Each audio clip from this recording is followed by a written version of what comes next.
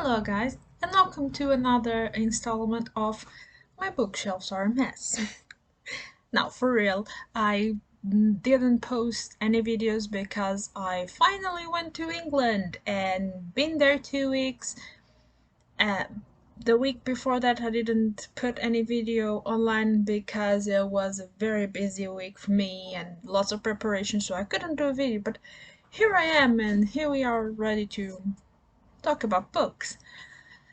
Now, one thing that the UK has that we don't have here in Portugal is charity shops aplenty, and the books are stupidly cheap there.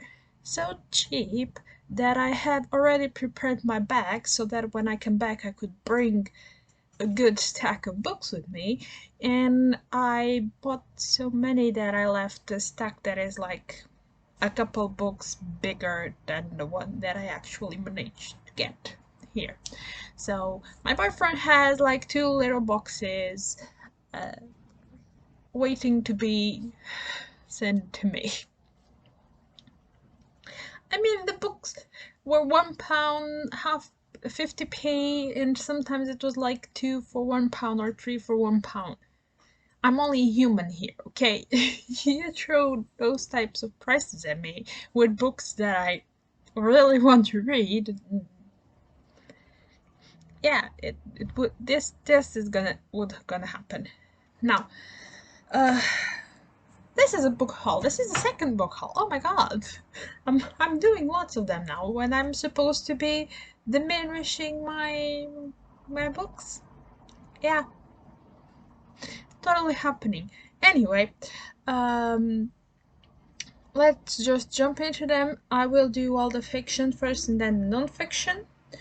One of them I already read because I brought them on the plane and I read a lot of it during the plane and then just finished it once I got here, and it is the, let me see if I can say this word because it's a little bit tough for me, the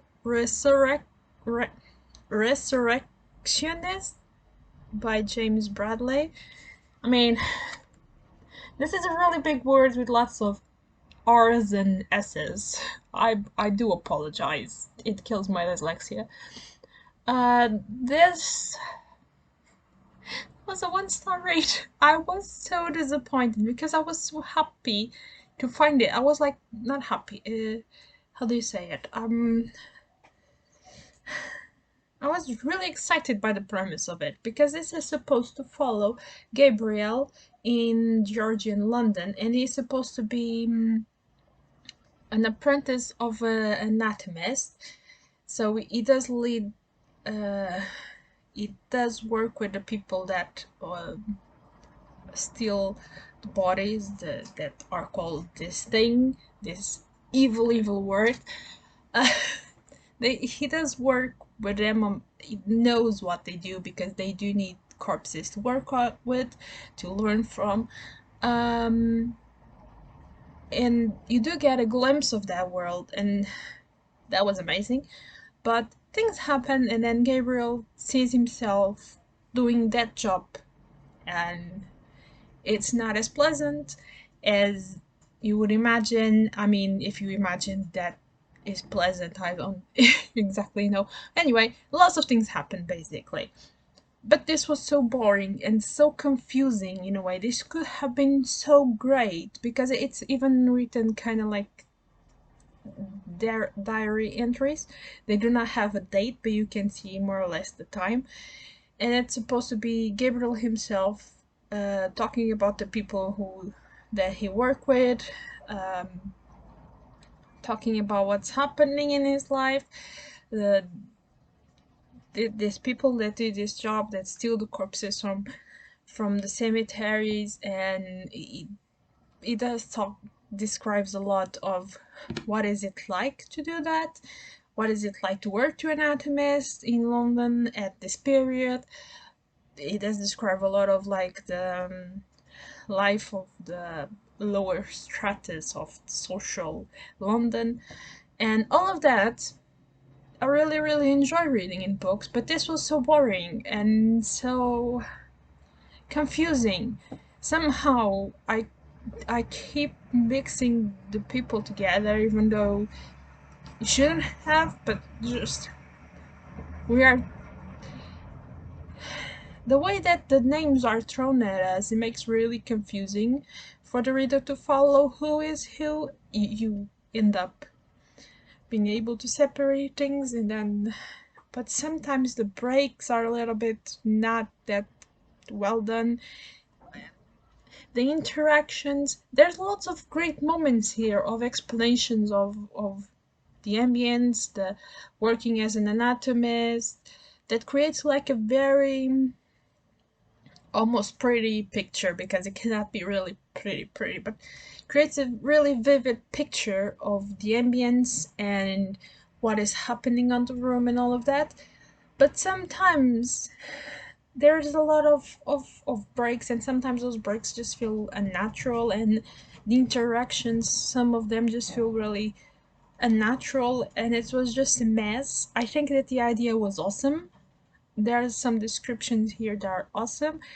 There was a background, there was a good research made to be able to do this book. You can see the research, you can feel it. It's there. I believe that the author did the proper research for this, but it just, I feel like this should have gone back for adjustments like one or two times before it was published, and that would have done a good book. Does this make sense? I hope that this makes sense. Anyway, this is just the first book, but the other ones will be quicker because the other ones I haven't read. So the Resurrectionist by James Bradley. That word. I know I butchered the title. I know. I know. I don't know. This one, I mean, everyone and their mothers have read this and know this one. I could have started reading this in Portuguese, but in Portuguese, this is not one book, this is four, and I really wanted to read the English version of this. This is a mass market paperback that has seen better days, but I'm gentle with my books, and this will totally do it. It's more cosmetic than anything else, and it is The Mists of Avalon by Marian Bradley. My brain just flashed. I know her name so well, and my brain just blanked there. And this is an Arthurian retelling with the females in focus, basically. That's what this is. You see the story by the point of view of the females. I do not know much about this because it's an Arthurian retelling. You know what you're gonna get into, and I didn't particularly want to know more about this, but everyone loves this. So yeah, I want to try this. This is like one of the big Arthurian retellings that I haven't read, and it's just shameful for me that I love Arthurian tales. So finally it's going to happen, hopefully this year, even though this is a big one. But hopefully this year. This one is the third book in the series. I haven't read the first one, even though I have it, but I saw it. It was unbound, and I was just like, I need this book because I'm pretty sure that I will love the first one. I have something in me that tells me that I'm gonna love the first one, and I'm gonna have to continue this series. And this is the HMS Surprise by Patrick O'Brien, and it is the Aubrey and Maturin Adventure series. Yeah, it has the name here. So yeah, this is 21 books. This is just the third one. I'm not gonna see what this is in case I don't want to spoil myself for the first one, but yeah, this is one thing. It's Neapolitan. It's not food. Napoleonic Wars, basically, and I know that this is naval historical fiction, so not gonna look at the background for this one. Now, again, this is the last one from fiction, and it is also historical fiction, and it is The Rules of Sebastopol by Catherine McMahon. It's the author of The Alchemist's Daughter. I have read about The Alchemist's Daughter. I have heard about it. I don't think I have read the one. To be honest, this was a cover by. It was one of those covers that screams historical fiction. I was like, this was 50p. Of course, yes, give me, please. And it's spent in Russia during the Crimea War, 1854. And it's basically about Rosa Bar that, if I'm not mistaken, has a fiance during the war and is supposed to be a surgeon that volunteered for the war. And she was just staying at home being the preoccupied woman, and then she's like, nope, I'm gonna help with the war effort. I'm gonna be a nurse or something like that. I I do read the synopsis like really fast, and then I purposely forgot half of it because I do really want to jump on things almost blind.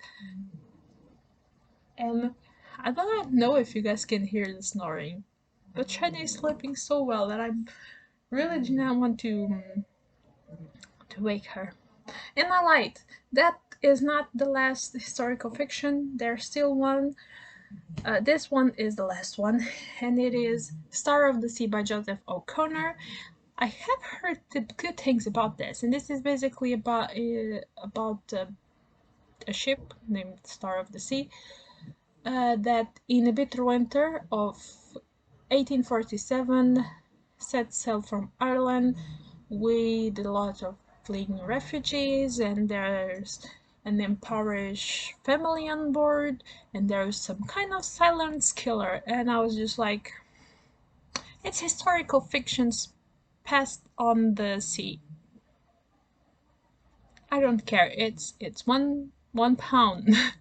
I want it. I just want it. It's like two of my favorite things: historical fiction and naval stuff. Yeah, so I got it. The next 5 books are all nonfiction. Uh, I was clearly preparing myself for nonfiction November. Anyway, we shall talk about that one on the next video, probably. The first one is a memoir, and it's Cobbled Streets and Penny Sweets, Happy Times and Hardship in Post-War Britain by Yvonne Young. So basically about growing up in post-war Britain, after the Second World War, and it's just a memoir of Yvonne Young growing up, and I'm sold just for that. Also, after I got this, I went to Goodreads to check, and people said that it's actually really good memoir, and I was even more sold on it, even though this was £1 again, and I was already had it. So yeah, this is like the first time I've heard about this book. Not that I've heard about all the books in the earth, but yeah, I'm curious if anyone has read this particular book and what they thought of it. Words today are very hard. So yeah, Cobbled Streets and Penny Sweets. Also, this cover, they look so happy. I really love this. It's an old black and white picture that was colored in. They just look adorable. Really adorable. The little dresses. Lovely. Next one is, it's again sea related, ship related, and it's a famous one. I think this was the one that gave the movie. Is a book by Nathaniel Felbrigg, In the Heart of the Sea, about the sinking of the Nantucket whale ship Essex by an enraged sperm whale in the Pacific in November of 1820, and it's supposed to be the story that inspired Melville to write Moby Dick, if I'm not mistaken. I say in a high-pitched voice because I'm not completely certain. Yes, going beyond Herman Melville mighty novel Moby Dick, which was inspired by these extraordinary events. Uh, why not read the back? Yeah, exactly.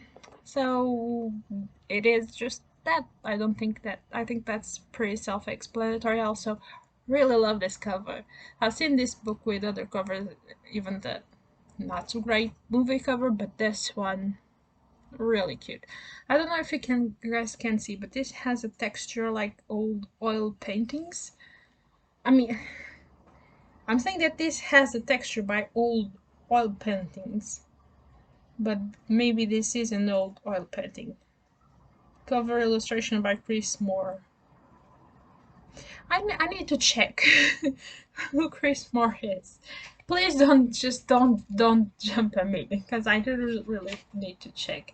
Anyway, it is an adorable illustration even if it's not a real oil painting. Look at it. It is very pretty. I shall read about more about it. Google about it. That's the word. Next one is the one that looks a little bit more beaten up, but I'm gonna give this book the Steve Dognew treatment, cover treatment, so it's gonna be fine, really usable. And this is Gerald of Wales, the two books, The Journey Through Wales and The Description of Wales, the Penguin Classic Edition, and it's a book about Wales. Do I know who Gerald of Wales is? No. Have I ever heard about this before? No. But I will read it and I will learn about it and then I will get back to you guys. That's the deal here, right? So Gerald of Wales, it's a grandson of Gerald of Windsor and the Princess Ness. Yeah, I still don't know who he is, but we shall learn. Plus, it's non-fiction about Wales. Why wouldn't I? Like, I mean, you guys know that I'm obsessed about UK anyway, so the last two books are still UK related and both non-fiction and both history. I have a problem or a theme, or a preference, let's call it whatever you want to call it. The next one is also a penguin book. We all love our penguins here. It is New Worlds, Lost Worlds, The Rule of the Tudors by Susan Bragdon. Sorry, I keep calling people, butchering people's names, and this is literally about the rule of the Tudors. But if I haven't read wrong, if I haven't read the description wrongly, this is like more about what was to live on that period rather than just the kings and the wives and the deaths and all of that. Instead of being like focused on the royals, it's more focus on the period itself and how people live during that period. I hope it's that. I mean, I'm okay if it is about the royals more than anything else. Totally okay with that. But I hope it's the life and what it was like to live on that period, exist on that period, because that's part of the fun, is knowing about other people than the royals, if you guys catch my drift. So yeah, hopefully is that. Also, this was a mixed mystery book. This one charity shop had they call it a bookshelf full of books wrapped on craft paper, and had just a vague description. This one said Tudor nonfiction. I was like, okay, I'm gonna take it. And under it has something like what was like to live during that period. So that's also part of why I have the notion that this is more about existing during the Tudor reign than than just the royals. And the last one, and finally, you guys will be rid of me. It is one that I think it's rather well known for the ones that like this type of books. It's by John Key, and it's The Honorable Company, A History of the English East India Company. So literally what the subtitle says, this a history of the English East India Company. A big book. Do I know much about this?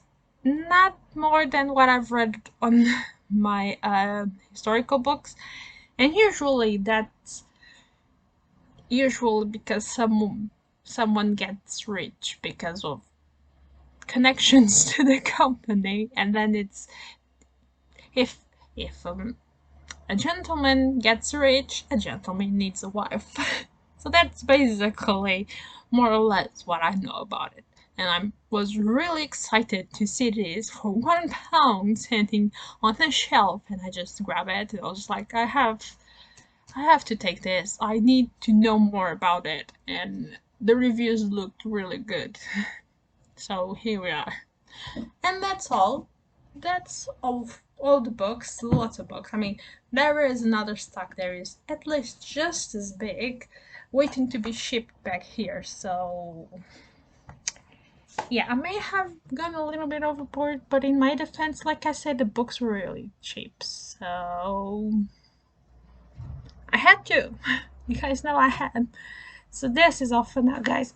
Oh my god, my voice is failing me today. I'm sorry. This is all for now, guys. Bye.